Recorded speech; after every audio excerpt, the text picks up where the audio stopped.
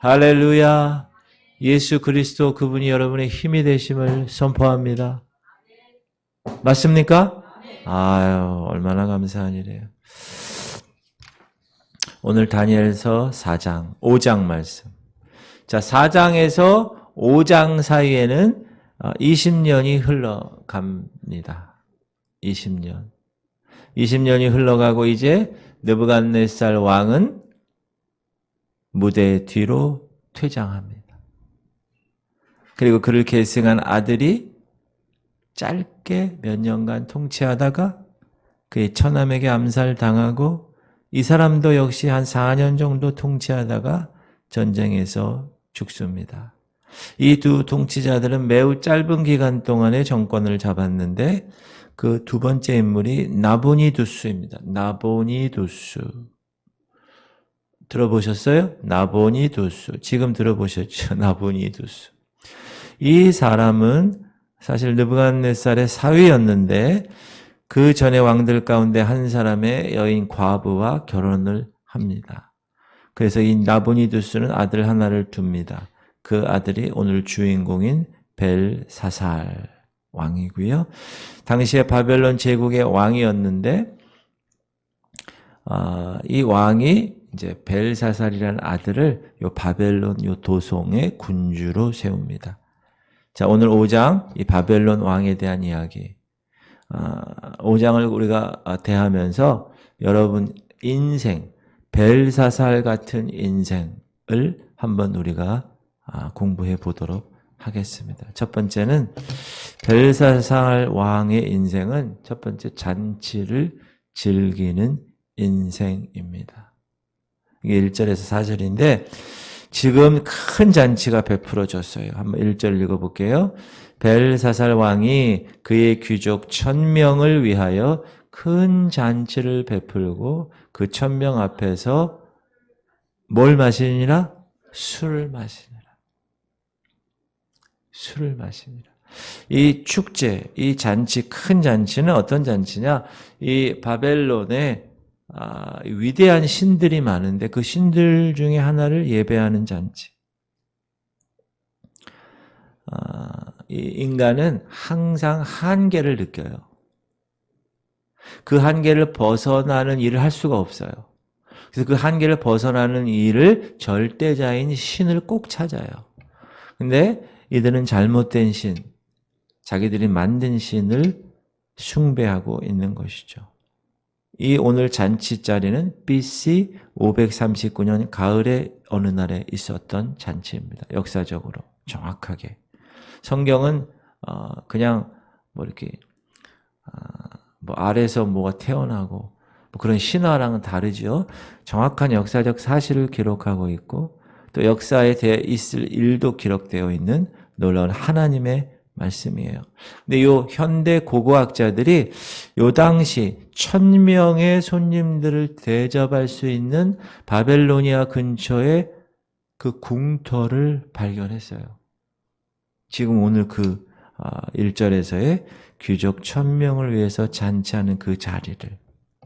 그래서 2절 보면 벨사살이 술을 마실 때 명하여 그의 부친 느부갓네살이 예루살렘 성전에서 탈취하여 온 금, 은 그릇을 가져오라고 명령하였으니 이는 왕과 귀족들과 왕후들과 후궁들이 다 그것으로 마시려 함이었더라. 이에 예루살렘 하나님의 전 성소 중에서 탈취하여 온 금 그릇을 가져오매 왕이 그 귀족들과 왕후들과 후궁들과 더불어 그것으로 마시더라. 그 1000명이 잔치했을 만한 그 궁터도 발견했고 고고학자들이 그 발견된 궁터 벽에 흰 분필 같은 재료로 덮여 있는 것도 발견합니다. 이따가 우리가 얘기할 그 벽에 글씨가 쓴 그것까지 발견됐다고 역사적 사실이 증거하고 있어요.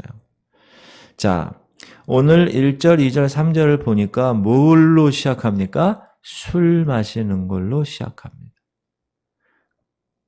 여러분, 술은 이 세상의 바벨론 체제와 언제나 연관이 되어 있습니다.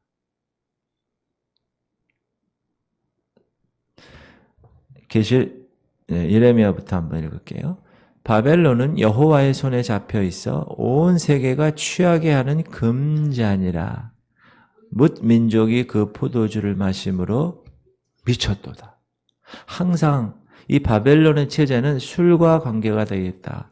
계시록에서도 보면 그 음행의 진노의 포도주로 말미암아 만국이 무너졌으며 또 땅의 왕들이 그와 더불어 음행하였으며 땅의 상인들도 그 사치의 세력으로 치부하였도다 하더라. 우리가 계시록 18장 배웠을 때 세상의 모든 것들이 다 취하는, 돈으로 취하고 음행으로 취했던 그런 상황을 공부했는데, 오늘 본문에서도 이 벨사살 왕은 술에 취했다. 그런데 그들 신을 추앙하고 축배 잔치를 벌이는 것으로 만족하지 않았다. 4절 보면 그들이 술을 마시고는 그 금, 은, 구리, 쇠, 나무, 돌로 만든 신들을 찬양하니라. 자기들이 만든 신들을 찬양하는. 근데 술 취한 것으로 끝나지 않고 자기 신들을 찬양하는 것으로 끝나지 않고 이제 야훼 하나님을 모욕하기를 시작합니다. 그것이 어떻게 나왔느냐? 아까 우리 읽었는데 이 이스라엘에서 훔쳐온 성전, 하나님의 성전에서 쓰여졌던 그런 모든 기구들, 얼마나 귀한 기구예요. 쉽게 얘기하면 이런 강대상이 금으로 되어 있고 이런 모든 기구들이 다 은으로 금으로 되어 있는데 그걸 다 가져간 거예요, 이 바벨론 애들이. 그래서 바벨론 애들이 다 자기 나라 가져가가지고 뭐 했어요? 지금 우상 섬기는 곳에 사용하고 자기들이 술 마시는 술잔으로 사용하고 하나님을 모욕하는 잔치에 사용했다. 여러분, 하나님이 하늘에서 보셨을 때 어떻게 하셨을까요? 마음이 얼마나 모욕적이셨을까요? 이게 무슨 얘기인가요? 하나님은 아무것도 아니야. 내가 이 바벨론 정권을 잡았는데 야, 우리 이거 가지고 그냥 술 한잔 하자. 아무것도 아니야. 이렇게. 그리고 우리가 여기서 잠시 이렇게 점검해야 될 건 뭐냐 하면 여기 이제 부친이라는 말이 나오죠. 2절에서도 그렇죠? 그의 부친 느부갓네살. 실은 부친이 아니라 할아버지입니다. 할아버지. 부친은 아까 제가 얘기한 나보니두스예요. 나보니두스. 11절과 13절에도 부친 나오는데 이거는 할아버지입니다. 자, 지금 성 안에 지금 바벨론 왕 제국의 그 성, 얼마나 끝내주는 성인지 몰라요. 그 성 안에 벨사살의 잔치가 진행되고 있는 그동안에 지금 성 바로 밖에는 그 바벨론을 침략하기 위해서 온 메대와 바사의 강력한 군대가 그 성 문 앞에 지금 와 있어요. 문 앞에. 여러분, 지금 아주 위기에 처해 있는 그 상황에서 이 벨사살 왕은 뭐죠? 야, 너희들이 암만 요 근처까지 와도 이 놀라운 이 성, 이 철옹성은 너희들 들어올 수 없어. 라는 확신을 갖고 있었어요. 그러니까 그 안에서 천명과 함께 술잔치 자리를 지금 진행하고 있는 것이죠. 성 바로 옆에 있는 침략자들을 코로 웃는 거예요. 비웃는 거예요. 야. 여러분, 이것은 오늘날 우리 세계의 모습과 너무나 흡사합니다. 지금 말세가 되어서 심판이 막 임하려고 하는 이런 상황.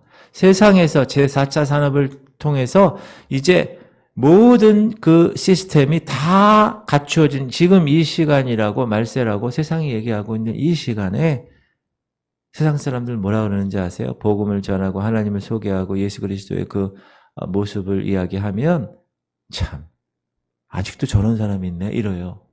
심판이 어디 있어? 말세가 어디 있어? 2000년 전부터 말세라고 그러는데 아직도 말세인데 라고 생각하면서 자기들의 신들, 돈의 신들, 술의 신들, 음란의 신들을 섬기면서 끝없는 인간 욕망을 따라 살아가는 세대가 지금 바로 이 시대다. 그런데 이 시대에 어떤 일이 일어난다고 그랬어요? 그들이 평안하다, 안전하다 할 그때 임신한 여자에게 해산의 고통이 이름과 같이 멸망이 갑자기 그들에게 이르리니 결코 피하지 못하리라. 멸망이 갑자기 이르는 거예요. 여러분, 애 낳을 때 애가 갑자기 나오죠. 임신한 여자에게 해상의 고통이 이름과 같이 갑자기.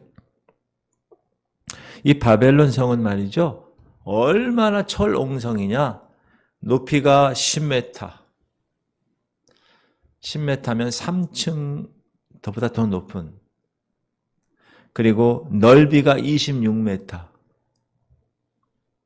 이야, 26m는 여기서 저기보다 더 2배 정도 되네요.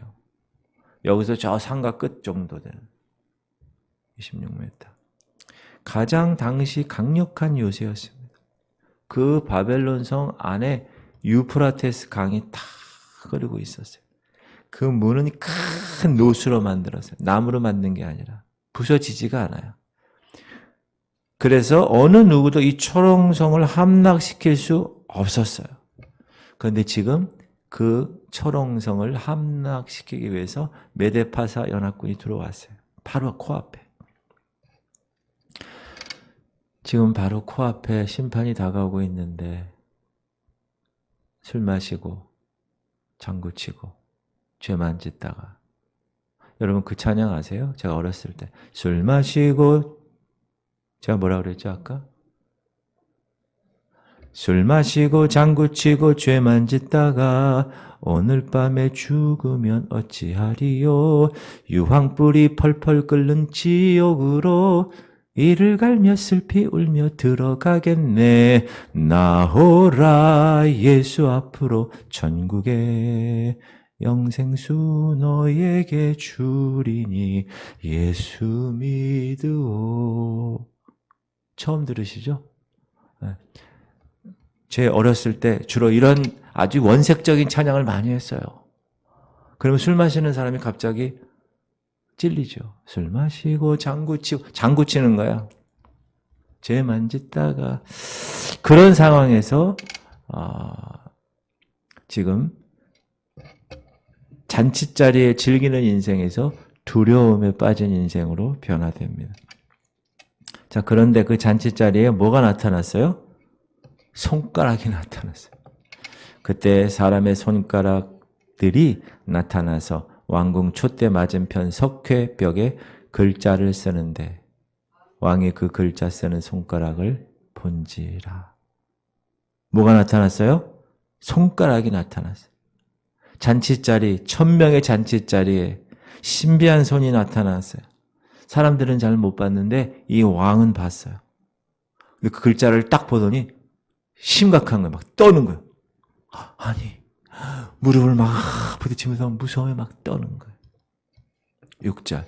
이에 왕의 질기던 얼굴빛이 변하고 그 생각이 번민하여 넓적다리 마디가 녹는 듯하고 그의 무릎이 서로 부딪힌지라. 그 모습을 이 1000명의 사람들이 봤어요. 이 왕의 모습을.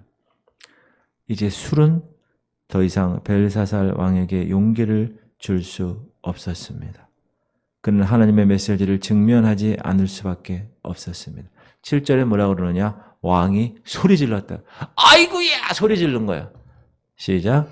왕이 크게 소리 질러 술객과 갈대아 술사와 점쟁이를 불러오게 하고 바벨론의 지혜자들에게 말하되 누구를 막론하고 이 글자를 읽고 그 해석을 내게 보이면 자주색 옷을 입히고 금사슬을 그의 목에 걸어 주리니 그를 나라의 셋째 통치자로 삼으리라 하리라. 벨사살 왕은 그 손과 그 글씨의 뜻을 알지 않으면 안 됐어요. 왜? 불안하니까. 그래서 바벨론의 모든 술사 지혜자들에게 얘기합니다. 야, 저게 무슨 뜻이냐?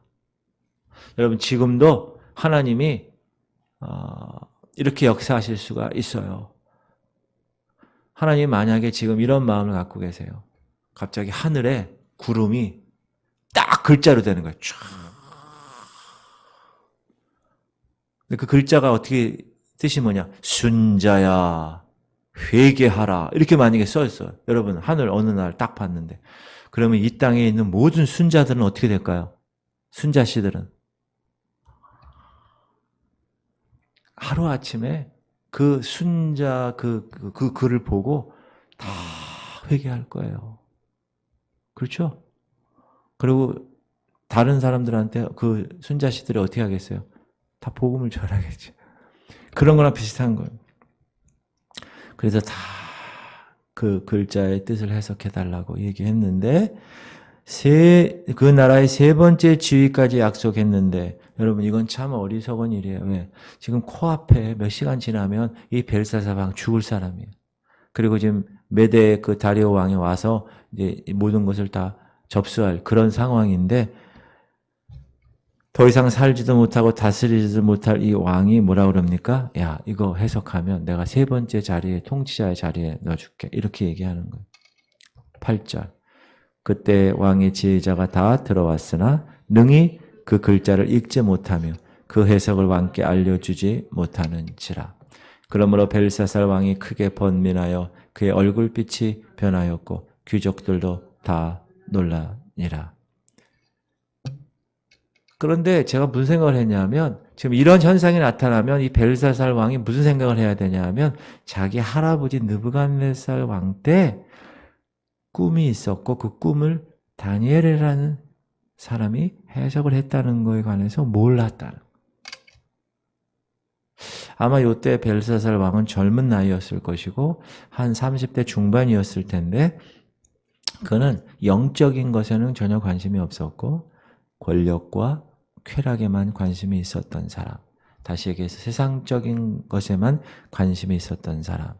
그러므로 그 큰 바벨론이 망하는 것은 당연한 일이다.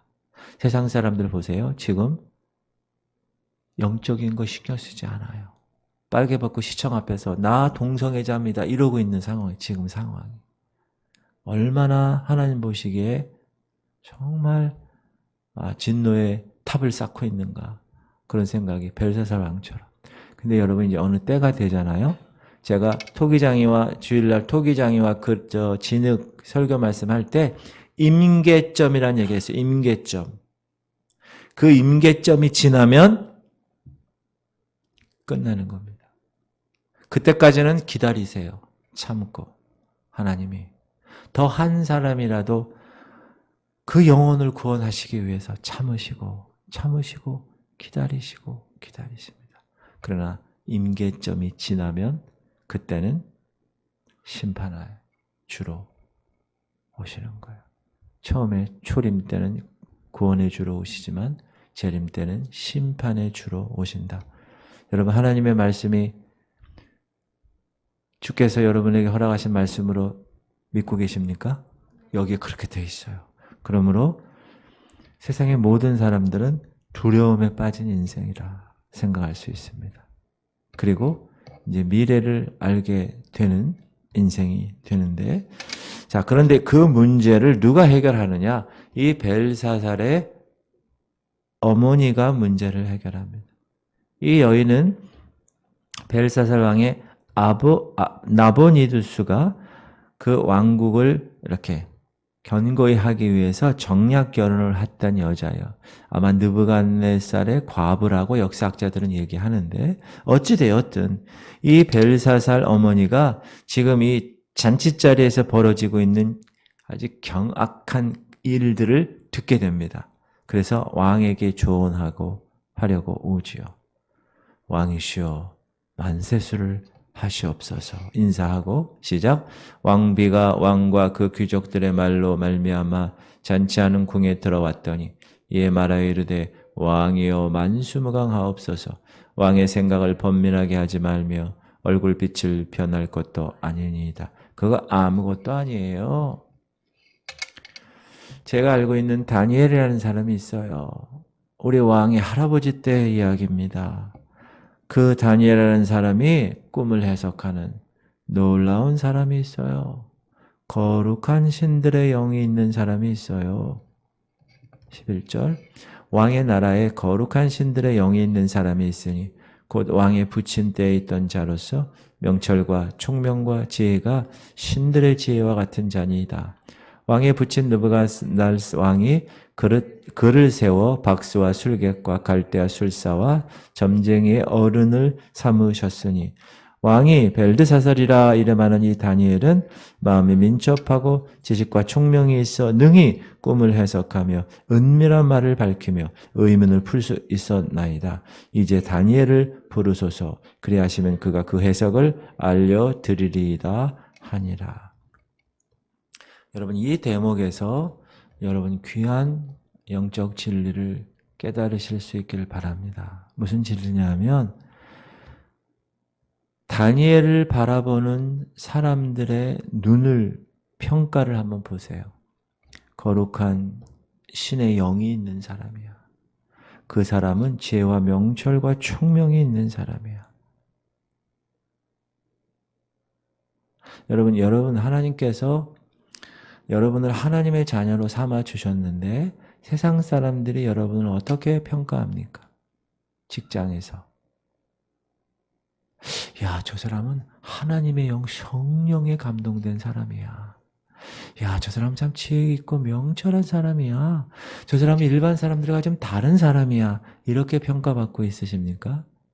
아니면 저 사람 교회 다녔었어? 아, 근데 왜 저 모양이야? 이렇게 평가를 받으십니까? 이건 정말 귀한 일이에요. 그래서 그 위급한 상황에 야, 우리 이 회사에 문제가 있지? 우리 그 사람을 부르자. 그 사람 기도하는 사람이야. 그 사람 불러서 우리가 같이 기도하면 어쩌면 이 회사의 그 위험한 일이 해결될 수 있을 것 같아. 여러분, 그렇게 평가를 받아야 돼요. 어느 조직이든지 여러분이 있는 그곳에서 사람들이 그렇게 평가를 해야 돼요. 어디 동아리에 갔고, 여러분 어디 뭐 클럽에 들어가고, 요즘 그런 거 많잖아요. 그죠? 탁구 치는, 요즘 탁구들을 많이 쳐요, 사람들이. 그러면 탁구 동아리에 가 있어요. 그럼 사람들이 여러분을 보는 거예요. 아, 탁구 좀 잘하시네요. 그걸로 끝나면 안 돼요. 아, 저 사람 뭔가 다른 것 같아. 그럼 여러분이 그 예수의 냄새를 나타내. 계속 다니면서. 그러면 사람들이, 교회 다니세요? 어디 교회 다니세요? 지구촌 성결교회를. 그 유명한 교회 다니세요? 막 그렇게 해야 돼요.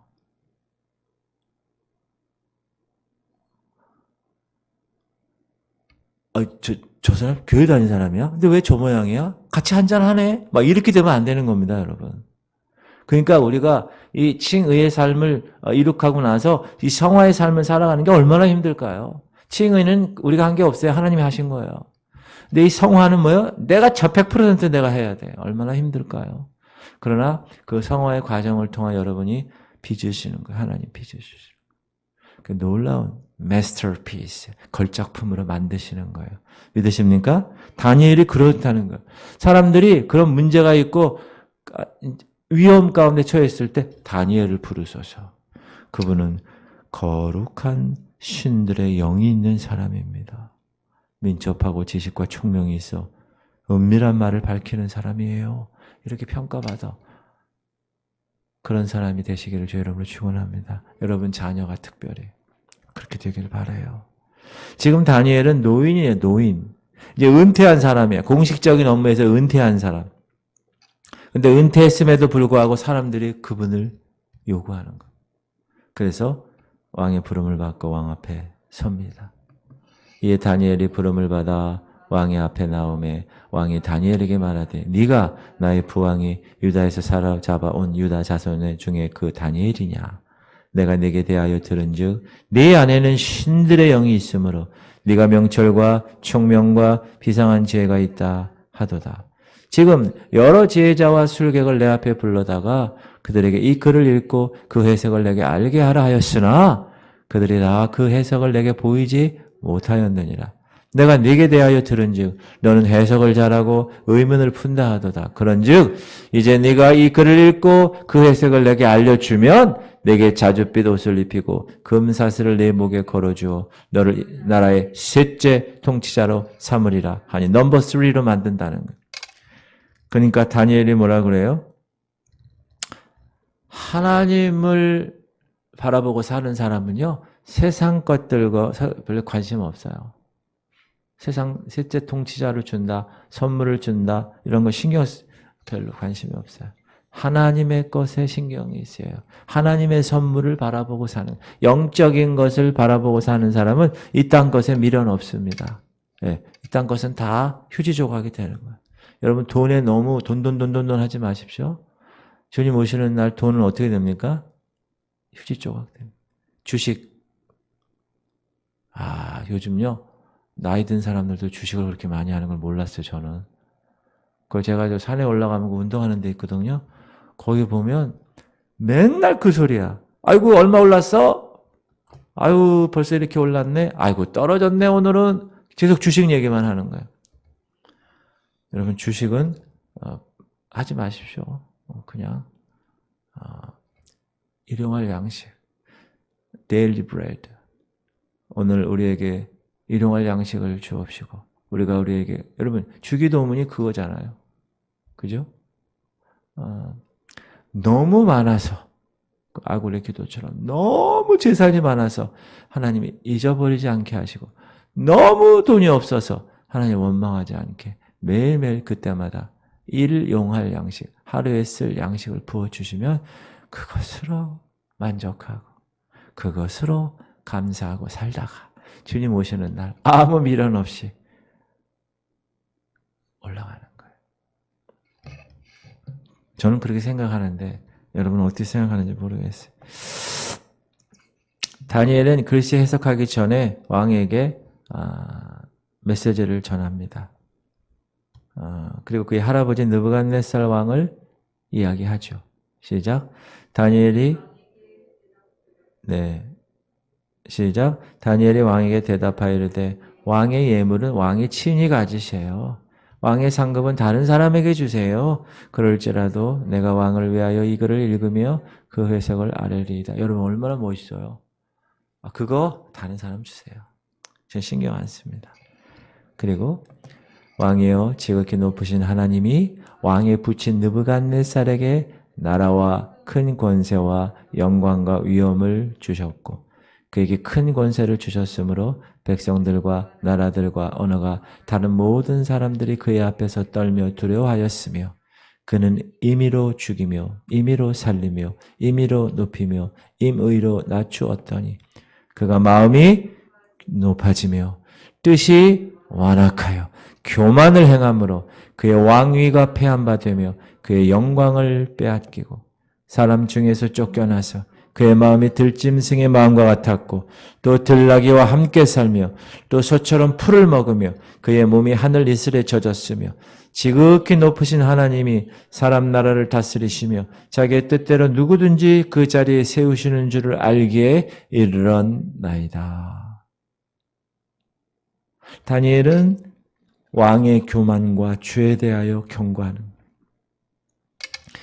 하나님이 왕의 할아버지 느부갓네살을 확실하게 심판하셨다라고 이야기하는 당신은 이 모든 것 알고 있음에도 불구하고 이 사악한 삶을 살려고 고집하였으므로 하나님은 당신에게 심판의 메시지를 보낸 겁니다. 그 글자가 이제 너무 늦었습니다.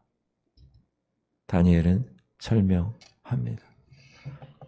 벨사살이여 왕은 그의 아들이 되어서 이것을 다 알고도 아직도 마음을 낮추지 아니하고 도리어 자신을 하늘의 주제보다 높이며 그의 성전 그릇을 왕 앞으로 가져다가 왕과 귀족들과 왕후들과 후궁들이 다 그것으로 술을 마시고 왕이 또 보지도 듣지도 알지도 못하는 금, 은, 구리, 쇠와 나무, 돌로 만든 신상들을 찬양하고 도리어 왕의 호흡을 주장하시고 왕의 모든 길을 작정하시는 하나님께는 영광을 돌리지 아니한지라. 이러므로 그의 앞에서 이 손가락이 나와서 이 글을 기록하였나이다.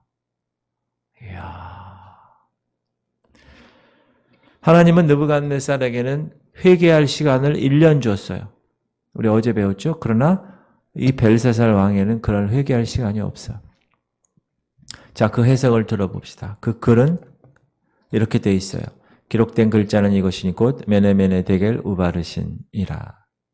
그 글을 해석하건대 메네는 하나님이 이미 왕의 나라의 시대를 세워서 그것을 끝나게 하셨다 하며 데겔은 왕을 저울에 달아보니 부족함이 보였다 하며 베레스는 왕의 나라가 나뉘어서 메대와 바사 사람들에게 준 바 되었다 하미니이다 하니 곧바로 해석을 하죠. 이 우바르신 이거는 이 바르시는 베레스의 복수형이고 우는 엔드 그리고 그러니까 메네 데겔 이건 뭐냐? 이 무게를 재는 단위 그것이 나누어졌다. 즉 수를 세웠고 무게를 달아보니 나누어졌다. 벨사살의 날수가 계산되었다. 때가 찼다. 하나님의 척도로 무게를 달았더니 그 중량이 모자랐다. 이제 그의 왕국은 메대와 바사 갈라진 그 두 나라에게 정복당하고 분열될 것이다. 그리고 그 시각에 진짜 그 메대왕 다리오가 바벨론 성문 바로 앞에 와 있었다. 라는 것입니다. 여러분 저울 아세요? 저울이 요즘은 디지털 저울이야. 뭐 이렇게 딱 올려놓으면 숫자로 탁 나와요. 근데 옛날에는 잣대가 이렇게 있고 무게를 딱 재고 여기다가 쇳덩어리 1kg 딱 넣고 이렇게 하고 이렇게 2kg 이거. 제가 어렸을 때 그런 걸 봤어요. 그렇게 하는 저울. 한약방에 가면 그렇게 많이 하는데 그런 저울이에요.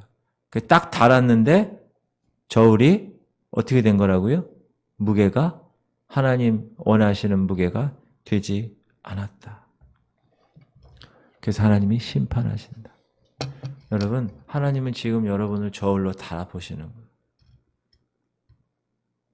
하나님 원하시는 무게에 도달하지 않아. 그럼 어떻게 됩니까? 심판하시는 거예요. 여러분, 토기장이와 그릇 제가 설교할 때, 진흙 설교할 때, 그릇이 하나님 원하시는 모양으로 만들어지지 않으면 다 깨버리신다고 그래요. 깨뜨리신다고. 깨뜨리고 나면 이제 도저히 할 수가 없는 거예요. 진흙이 마르고 나면 성형을 할 수가 없어요. 모양을 만들 수가 없어요. 딱딱해졌기 때문에. 그때는 그냥 깨버리는 거예요. 벨사살은 그 얘기를 듣고 두렵고 떨었어요. 그러나 하나님의 메시지를 믿지 않았어요. 성경에 보면 그가 회개했거나 하나님께 관심을 가졌다라는 얘기가 없어요. 29절 이에 벨사살이 명하여 그들이 다니엘에게 자주색 옷을 입히게 하며 금사슬을 그의 목에 걸어주고 그를 위하여 조서를 내려 나라의 셋째 통치자로 잡니라. 그는 지금 이 시간도 영원히 그의 나라가 지속될 걸 생각했어요. 그래서 다니엘에게 세 번째 통치자로 삼은 거예요. 제가 약속한 대로. 자, 벨사살 왕의 교만, 벨사살 왕의 육적인 욕심, 벨사살 왕의 하나님에 대한 무관심, 벨사살 왕의 자기 만족, 그리고 하나님 성전에서 사용되었던 그 기구들을 자기 술판에 돈을 쓰는 도구로 만들었던 그 완악한 마음들, 하나님이 저울로 달아봤더니 고개를 끄덕끄덕거리시면서 심판하십니다. 결국 네 번째 심판에 직면한 인생이 되어버린 거예요. 30절, 31절인데 여러분, 만약 벨사살 왕이 당시 성경 이사야서를 연구했더라면 바벨론이 어떻게 점령을 당하게 될 것인지 알았을 거예요. 누구에 의해서 점령당했을 것인지 알았을 거예요. 왜? 이사야서에 다 나오거든요. 파사왕 고레스가 메대를 패배시키고 바벨론으로 내려오게 돼 있다고 이사야서에 나와 있어요. 이사야 41장. 내가 한 사람을 일으켜 북방에서 오게 하며 내 이름을 부르는 자를 해돋는 곳에서 오게 하였나니 그가 이르러 고관들을 석회같이 토기장이가 진흙을 밟음같이 하리니. 고레스 왕 얘기고요. 여호와께서 그의 기름 부음 받은 고레스에게 이같이 말씀하시되 내가 그의 오른손을 붙들고 그 앞에 열국을 항복하게 하며 내가 왕들의 허리를 풀어 그 앞에 문들을 열고 청문들이 닫히지 못하게 하리라. 내가 너보다 앞서가서 험한 곳을 평탄하게 하며 놋 문을 쳐서 부수며 쇠 빗장을 꺾고 내게 흑암 중에 보화와 은밀한 곳에 숨은 재물을 주어 내 이름을 부르는 자가 나 여호와 이스라엘의 하나님인 줄을 네가 알게 하리라. 내가 나의 종 야곱, 내가 택한 자 이스라엘, 곧 너를 위하여 네 이름을 불러 너는 나를 알지 못하였으라도 네게 칭호를 주었노라. 그래서 어떻게 이 철옹성의 바벨론 성을 정복하느냐? 그 안에 유브라데 강이 흐른다고 그랬죠. 이 침략자들이 그 강 줄기를 이렇게 다른 방향으로 해요. 그럼 여기 강이 어떻게 돼요? 마르죠. 그럼 나중엔 땅이 될 거 아니에요? 글로 해가지고 바벨론 성을 들어갑니다. 이야. 바벨론 성 안에 있는 사람들은 그걸 잘 몰랐을 거예요. 뭘 하는 것 같긴 한데 걔네들이 이 성을 어떻게 올라와? 10m인데 10m. 물줄기를 바꿔놓고 바벨론 안에 있는 사람들 모르는 사이에 들어갑니다. 땅을 밟고. 여러분, 왜 바벨론 성 안에 있는 사람들은 그렇게 쉽게 점령당했죠? 따라합시다. 술에 취해 있었기 때문에. 그래서 그렇게 된 거예요. 그들은 방어에 힘쓰는 게 아니라 쾌락에 힘썼어요. 곧바로 그 잔치 자리가 죽음의 자리가 되고 그 나라는 망한 것입니다. 그날 밤에 갈대아 왕 벨사살이 죽임을 당하였고 메대 사람 다리오가 나라를 얻었는데 그때 다리오는 62세였더라. 지금 이 메시지는 지금 우리 시대, 우리 세계에 관한 경고일 수 있습니다. 오늘날 우리는 이 벨사살 왕처럼 쾌락에 빠져 있습니다. 지금 영적인 적들이 바로 우리 코앞에 와 있어요. 그리고 이 세계를 다 점령하고 우리를 심지어 성도들도 점령하려고 우는 사자처럼 두루 다니며 삼킬차를 찾고 있는 이 시대, 이 영적인 이 긴장감이 도는 이 시대에 사람들은 어떻게 하고 있어요? 술 마시고 있어요. 잔치하고 있어요. 역사는 이렇게 우리에게 경고하고 있다는 사실을 오늘 깨닫는 여러분 되시기 바랍니다. 다리오 왕에 대해서 한번 공부해 보면 이 메데라는 나라의 다리오는 자 이사야는 고레스가 바벨론을 점령할 것이라고 그랬습니다. 그렇죠? 그리고 진짜 그렇게 점령했어요. 그리고 바벨론을 다 망하게 하고 거기 있는 유대인들을 다 고토 예루살렘으로 돌아가게 하죠. 이사야 44장 28절 보면 고레스에 대하여는 이르기를 내 목자라 그가 나의 모든 기쁨을 성취하리라 하며 예루살렘에 대하여는 이르기를 중건되리라 하며 성전에 대하여는 네 기초가 놓여지리라 하는 자니라. 자, 다리오는 다니엘서의 6장과 11장의 왕으로 언급되는데 오늘 이 답은 우리가 오늘 공부한 31절에 나라를 얻었다라고 되어 있잖아요. 메대 사람 다리오 다시 한번 시작. 메대 사람 다리오가 나라를 얻었는데 그때 다리오는 62세였더라. 실은 이 다리오는 이 고레스의 군대 장관이었어요. 국방부 장관, 지금으로 얘기하면. 그래서 이 고레스 왕으로부터 이제 요 바벨론 지역을 통치할 수 있게끔 통치권을 받은 그런 사람입니다. 그래서 6장 28절에 보면 이 바벨론이 두 나라로 통치되었던 걸 볼 수가 있어요. 읽어볼게요. 이 다니엘이 다리오 왕의 시대와 바사 사람 고레스 왕의 시대에 형통하였더라. 그러니까 고레스는 제국의 왕이었고 다리오는 그 바벨론에 연관된 지역을 통치한 사람이었다. 그래서 이제 이 메대를 다리오 왕을 다 이 바벨론 이 고레스 왕이 페르시아의 고레스 왕이 접수하고 이제 유대인들을 다 팔레스틴으로 보내고 너희들 예루살렘 성전에 성전 건축해도 좋아라는 칙령을 발표하게 돼요. 우리 에스라 보면 바사 왕 고레스 원년에 여호와께서 예레미야 입을 통하여 하신 말씀을 이루게 하시려고 바사 왕 고레스의 마음을 감동시키심에 그가 온 나라에 공포도 하고 조소도 내려 이르되 바사 왕 고레스는 말하노니 하늘의 하나님 여호와께서 세상 모든 나라를 내게 주셨고 나에게 명령하사 유다 예루살렘의 성전을 건축하라 하셨나니. 그러니까 하나님은 택한 이스라엘 백성뿐만 아니라 세계 모든 나라를 다 주관하시고 모든 나라 모든 제국의 흥망성쇠를 다 치리하시는 분은 하나님이시다. 그리고 특별히 하나님의 백성을 위해서 세상의 모든 것들을 다 다루신다. 여러분, 하나님이 여러분을 위해서 세상의 모든 것들을 다 다루시는 거예요. 그 하나님의 계획이에요. 합력하여 선을 이루는. 롬 8:28 시작. 우리가 알거니와 하나님을 사랑하는 자 곧 그의 뜻대로 부르심을 입은 자들에게는 모든 것이 합력하여 선을 이루느니라. 이 말씀 꼭 붙으시기 바랍니다. 그래서 539년에 바벨론이 멸망합니다. BC 539년에. 그리고 요한계시록 17장 보면 이 바벨론 체제가 이제 망하게 되는 것이 요 바벨론 진짜 나라의 요 망하는 것을 예증하는 것으로 볼 수 있습니다.